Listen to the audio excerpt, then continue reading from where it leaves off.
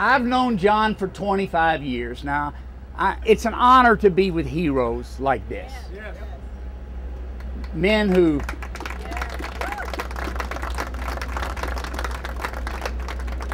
who served our world, our country, men who were in prison because of their values and being on the front lines. It's quite an honor. I'm a veteran of a different sort. John said his toughest years weren't in the prisoner of war camp. They were in Congress. So I served in Congress for 8 years with John and got to know him well. We've traveled the world together.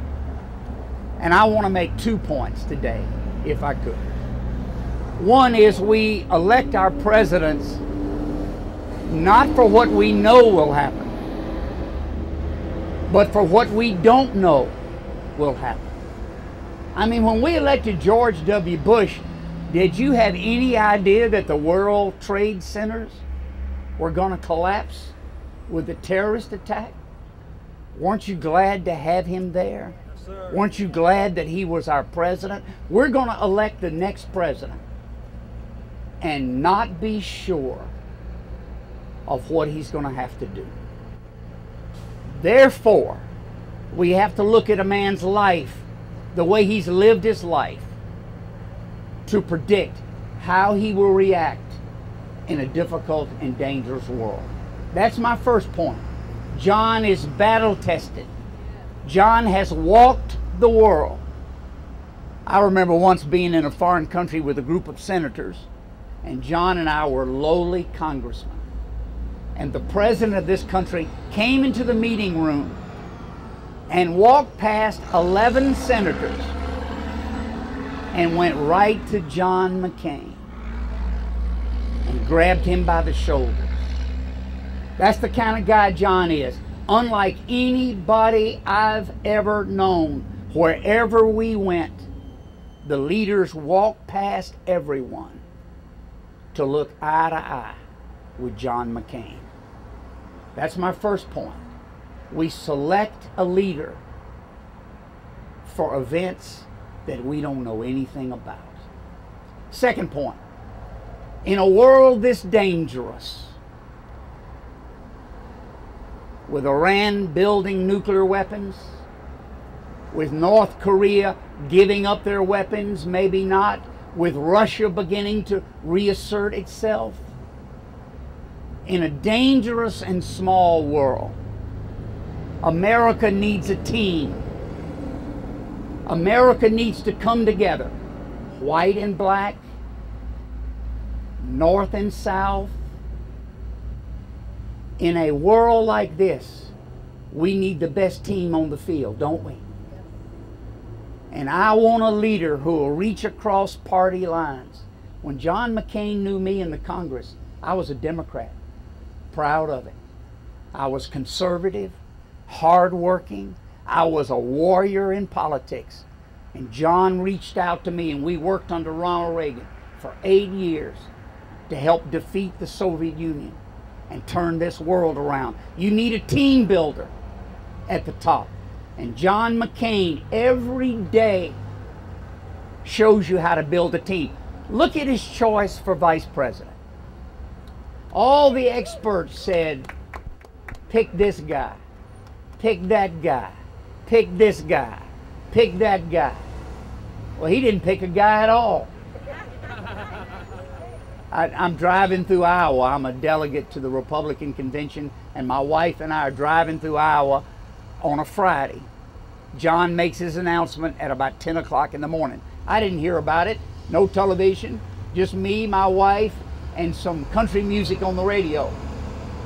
Now, Scarlett and I had stopped at Graceland the day before in Memphis, so we were feeling good about America. If you've never been to Graceland, you ought to go visit the King. I'm just telling you that. So we went from Baton Rouge to Memphis and Graceland, and then we'd gotten to Iowa, and about that time my phone rang. It was my mother. Now, my mother's 86. Her birthday's Christmas Day, and she raised 5 kids on a cotton farm in North Louisiana. Sent us all to Harvard. My brother, my sisters, my mom did that. My mom's on the phone. and she's sniffling.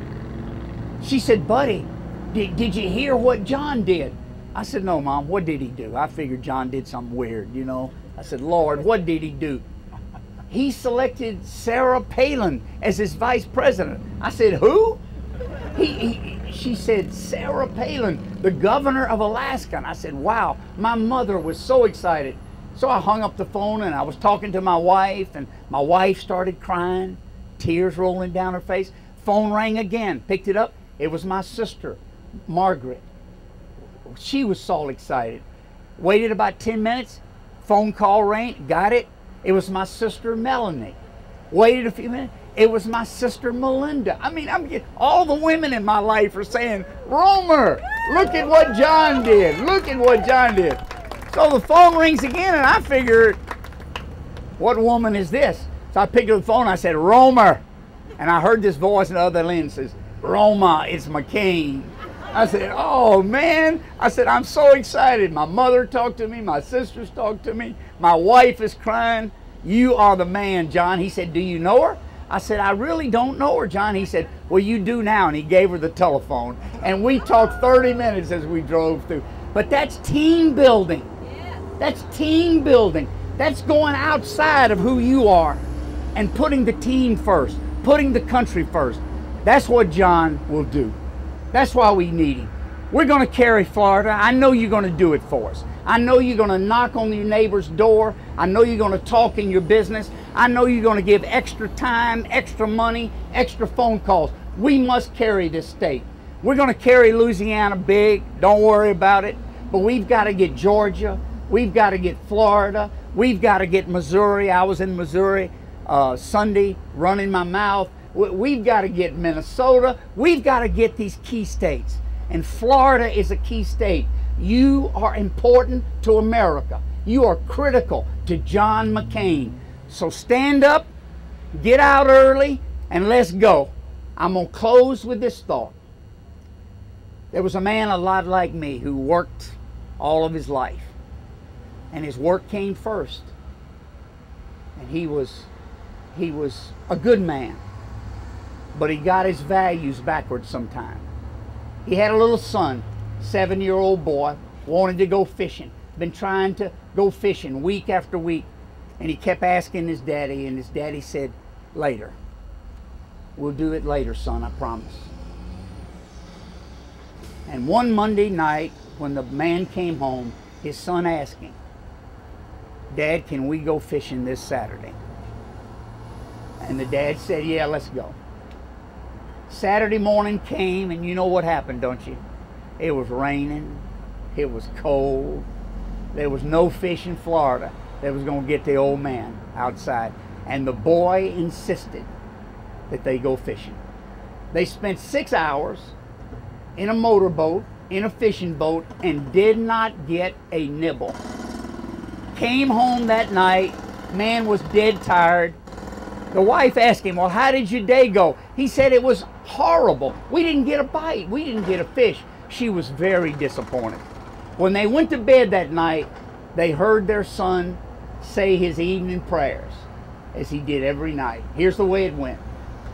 "Dear God, what a great day. Spent all day with Daddy.